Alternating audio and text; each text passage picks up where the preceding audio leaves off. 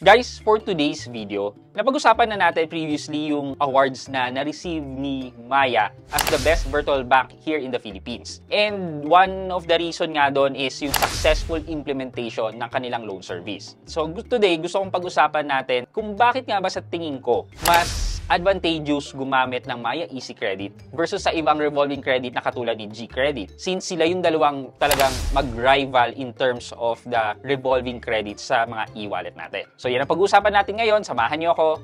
Sit back and let's discuss. Coming right up.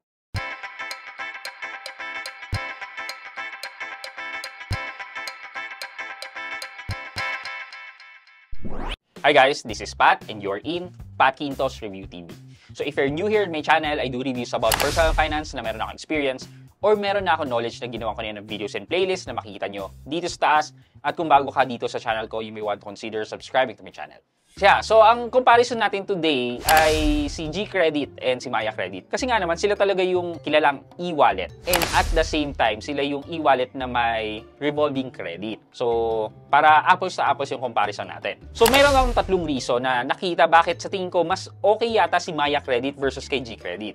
And ito na ngayon. So, unang reason ko is that kay Maya, currently, marami siyang promotions eh. Whereas kay GCash, dati, oo, madaming promotions si GCash, madaming pa-voucher. But, nakita na yung goal nila, natanggal na yung mga vouchers nila, mga promotions nila. Kay Maya, since start, tuloy-tuloy pa rin naman yung mga deals nila, yung mga promotion nila. And one of the deal na nakita ko with regards to Maya Easy Credit is the 0% interest or 0% service charge. Nasa loob po ng service charge yung interest and other fees. So, tinawag lang po nilang service charge. Pero, yeah, technically, interest din po yun. So, 0% interest.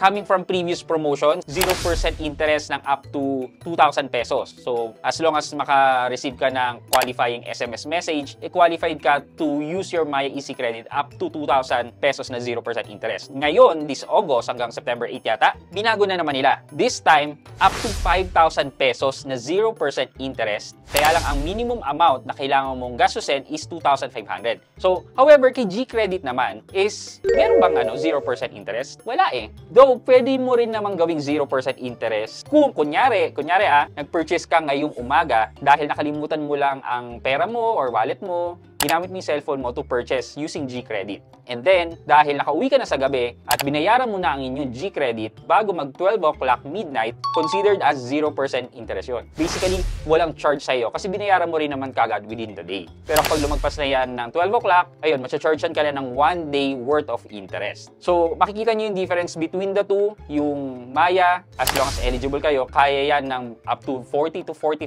days na 0% interest. Kay GCash, yun, ito naman up to midnight lang. Kailangan mong bayaran para kung gugustuhin mong wala kang interest charge. Okay na rin naman kasi mas malaki yung 0% na service charge or interest. Umabot na ng up to 5,000 pesos. Like for example na lang, kunyari, magbabayad ka ng kuryente mo na 4,000. Pwede mong gamitin si Maya Easy Credit nang walang additional charges sa'yo. So hindi mo na kailangan maghanap ng mga OLA na i-chargean ka ng interest. Like for example, sila mabilis cash, one hand, automatic may interest na kagad. Eto, kapag nakatanggap ka ng SMS message na eligible ka for that 0% na service charge, wala kang babayarang interest. Okay, number 2 reason. Ito yung na-experience ko sa dalawa. Kay Maya Easy Credit, kay Maya, napaka-clear and predictable ng billing nila. If in case na hindi 0% yung gagamitin mo at gagamitin mo yung Easy Credit mo ng may service charge, napaka-linaw ng bill mo. Ibig sabihin doon, ito yung principal mo, ito yung interest, dito ka kailangang magbayad, tapos. Ganon. Napaka-simple. Kay G-Credit naman,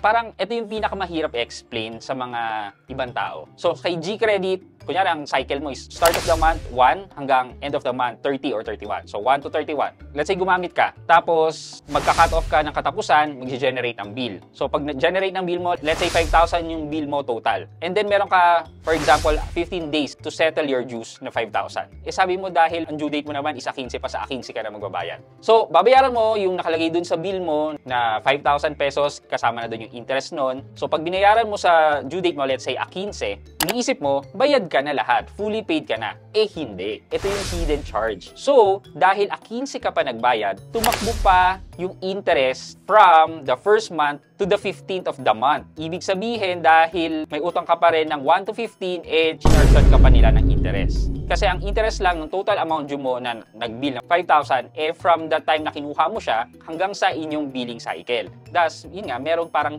hidden charges. Yun yung interest. Kaya magugulat na lang kayo na sa susunod na bill nyo, eh, bakit meron pang couple of peso. Couple of peso na lang naman, hindi naman 100 o so on and so forth. As in, barya na lang. However, kasi ang problema doon, kung hindi mo alam tapos hindi mo na tinitingnan, eh di ba, bigla ka na lang magkaka-penalty pa later on. So, kay Maya, napaka-clear. Basta ito yung bill mo, ito yung babayaran mo. Pag nabayaran mo yan, kahit pagdating ng due date mo pa, eh hindi ka na charge ng another interest dahil hinintay mo hanggang due date mo. So, ganun kay Maya Easy Credit. Okay, number 3. Napakadaling i-convert ni Maya Easy Credit into cold cash. As in, i-transfer mo lang sa wallet mo. Pagdating sa wallet mo, i-transfer mo sa ATM mo or kung may ATM na naka-attach ka sa inyong Maya e-wallet, pwede kayong mag-withdraw na sa ATM. Ganun ka simple at kabilis. However, pagdating kay G-Credit, ipahirapan. Walang official way how you can convert your G-Credit line na maging cash. Kailangan mo pa gumamit ng mga tricks dyan to transfer your G-Credit or to use your G-Credit as a QR or gamit ang DragonPay to pay whatever. Meron na lang akong video na ginawa regarding G-Credit to cash, which is ito. Pero yun nga, kailangan mo pang gawin tong mga tricks na to na labas na kay GCash. Paano kung nagkaroon ka ng problema sa paggawa ng mga tricks na yan? Wherein, kay Maya, it's already a function within the app na ita-transfer mo yung credit line mo to your e-wallet. So, magagamit mo talaga siya as cash. So, basically, yan yung tatlong reason na nakikita ko. And napakadali na magkaroon ng access sa Maya Easy Credit. Kahit paggawa mo pa lang ng Maya account at mag-apply ka na ng Maya Easy Credit, malaking chance na mabibigyan ka kagad ng minimum na 1,000 pesos na credit line. Hindi katulad kay G-Credit na medyo kailangan mo pang i-improve ang inyong G-Credit score para magka-gain access kayo sa G-Credit. Okay, for our question of the day, sa mga merong G-Credit dyan at merong may access sa Maya Easy Credit, sa tingin nyo, alin ba sa dalawa ang madalas nyong ginagamit at bakit? Let me know sa comment section sa baba at may chance kayong manalo ng 1,000 pesos sa ating weekly Gcash giveaway at syempre sa cellphone giveaway last na to for the month of August. Before we end this video, mag-shoutout po muna tayo at shoutout kay Litz Garcia at Litz Garcia 4922. Sabi po niya, watching here in Macau, sana man-notice. Ayan, Miss Litz Garcia, shoutout po sa inyo. Thank you so much po for watching and supporting my video.